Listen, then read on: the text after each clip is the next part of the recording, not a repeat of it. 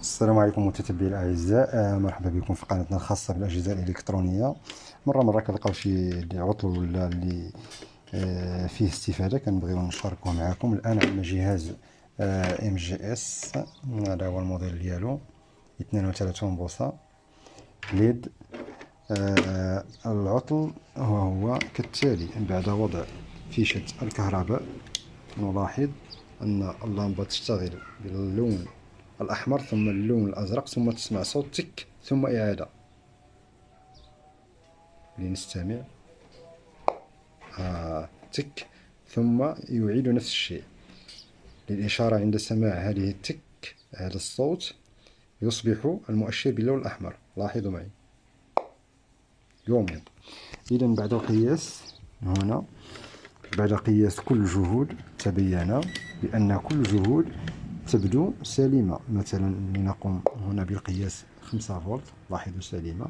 ثم نعود هنا لهذا الجهد، هنا مكتوب الآن 1.5، لاحظوا هي سليمة. حتى عند سماع صوت تك فهي لا تتغير، تبقى ثابتة.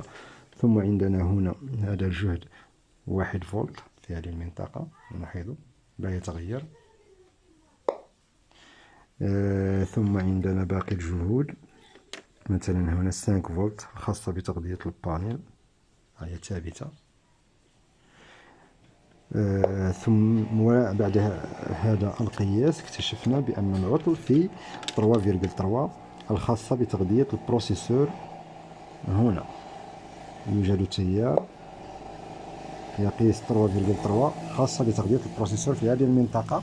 هذا التيار عند قياسه نجد الآن 1.2، لاحظ 1.2 وتتحرك عند إعادة التشغيل. وعند تتبع مصدر هذا الجهد تبين بأنه قادم من هذا الترانزستور.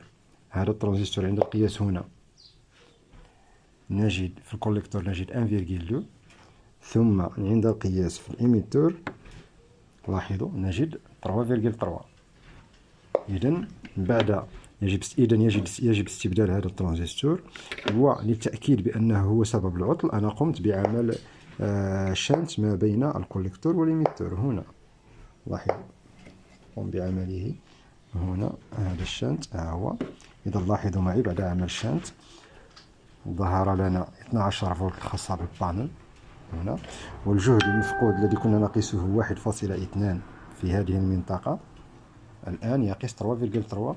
كما أن الباك لايت قد اشتغل، لاحظوا معي هنا